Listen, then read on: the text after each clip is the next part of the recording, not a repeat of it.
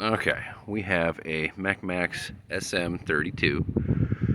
We have run into a lot of problems with the head unit. So the track is easy to get squared up, easy to get level, not a big deal. So we'll go over first time sawmiller opinion and see if everybody agrees. Worth the money? Yeah, it was as cheap as it was. I feel like it was decent, but there are a lot of issues that could easily be addressed by the manufacturer. So let's get it started. Well, I was having a ton of issues with my blade diving. So after the investigation, I found once you set the blade to tension, if you put your level on the blade itself, see, I've got mine fixed now. It's trying to focus. There we go. I had a heck of a time. So the frame, you can see I had to put a shim in. Let's go to the other side. I had to put a shim in between the guide rail frame and the head just to get it even close to not diving. And let's go this side, the sun's on the other. So the rails can be whatever. I had to actually kick mine a lot back. Oh, wind's blowing this thing. So it's supposed to sit flush on that angle iron. And I've got mine kicked as far as I physically can with the bolt holes guided up. And you can tell she's not very close. I'll go to the backside one here. Not close. But I was more interested in getting the blade set right. And let's get it off get it on a dive tooth instead of an up tooth. So it's still not as perfect as I'd like to see it, but it's pretty darn close. Without any more modification. That is the most I can get it by putting those shims in. So that when I lock it down, it still wants to tip the head forward. So in my opinion, these locks should be at the bottom so that when you tighten it, it tips the head back. Being in the center here, it locks it to the back side of this iron, and they did not square up their jig very well. So with them at the top, it automatically kicks this thing out. I mean, you can see it as soon as I grab it, it'll dive because it just wants to, it's on the top side of this tube. So when you put tension, it kicks out and it wants the blade to dive. So this side was really bad. The jig on here that they used when they were assembling, they must have screwed something up. So I'm not even running the lock on this side. This one's pretty close, and I was able to get a larger shim in so that when I lock it, it doesn't make the blade dive.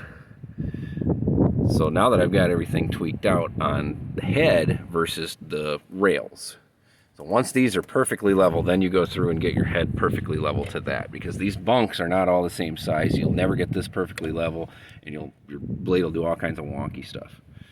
So the trick is level your rails perfect all the way along, side to side as well, and then adjust your head. So if we take the blade and look at it, I could probably adjust it just a hair, but then I'll lock it in.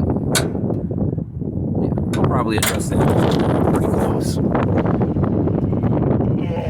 This thing towards me, but then if we take it up to the head mechanism itself, their main frame, it is way out there. Let's see if it'll level. Yeah, it is way out compared to the blade. So that led me to this side. So this is the guide rail. There it is. So they squared it to this, but again, with the size of the weld gap they got here versus what they have behind my shim, that's not a gap at all. This one's got a big gap, so they didn't get this one tight up against there, or this was too long, whatever it may be, without having any up or down adjustment on the guide, because they want that in track. You're not going to be able to get the blade level. But I can get the blade level if I ignore this. So I've got that stretched out. Blade is cutting level. That's what I want. And that is, again, level to the track. If the track's level, get your head set up and leveled, and you'll be fine. So all in all, a lot of things that just need to be set up before you start milling. My blade run, the run out on it was great. I didn't have to adjust tracking or anything. I went through the checking procedure and it turned out just fine. So that wasn't a big deal. The emergency stop never worked since I plugged it in. It doesn't even work.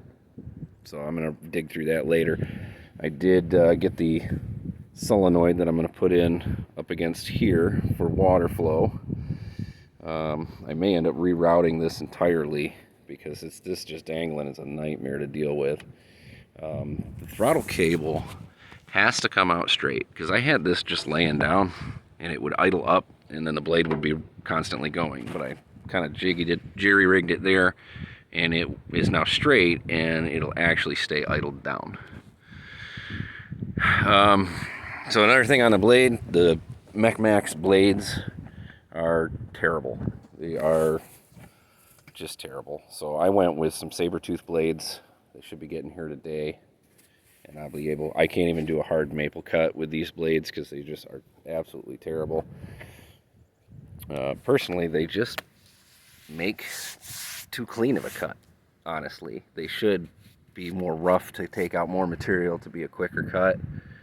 So if you got hard material, this is ash, white ash, and you can see I had the blade diving issue. It kept diving over and over.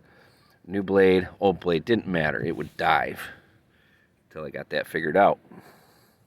So if you're having blade dive issues, that is definitely the place to start. And then once you get yourself centered and everything, then put in a new blade. And then go real slow with dense wood if you're using the Mechmaxx blades because they're crap, or just order some actual good blades. But everything else is pretty good. I mean, it's not overly robust in places, but it is pretty tough. I'm happy with it as far as what I paid for it. Now, that being said, there's a lot of room for improvement on a lot of stuff, but that's, again, if you're handy, that's fine. I have mine set on the railroad ties. I'm going to be building a deck platform, but I needed the sawmill to cut the wood for the deck platform.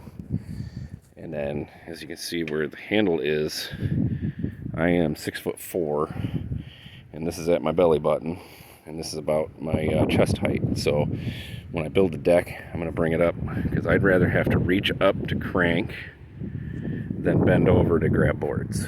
So yeah, it is a decent one, but a lot of things need to be brought up. The cover, I bought that cover for $60-some. It fell apart day one.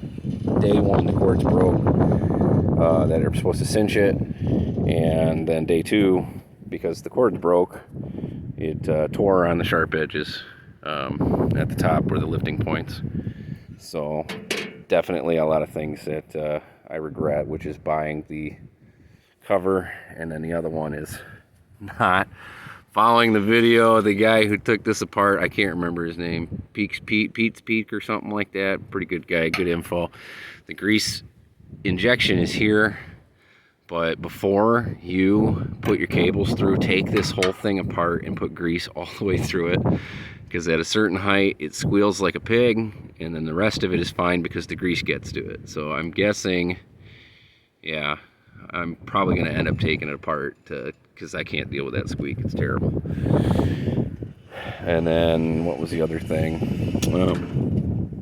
One more thing, I can't remember what it was. Oh yeah, this guide thing is crap. It doesn't work at all. So I've been using a tape measure. It takes a little more time, but it's a lot more accurate. So anything else you guys want to know about, let me know. I'll report back doing the hard maple again, because I could never saw hard maple with the Mechmaxx blades and then the head diving issue. So happy sawing.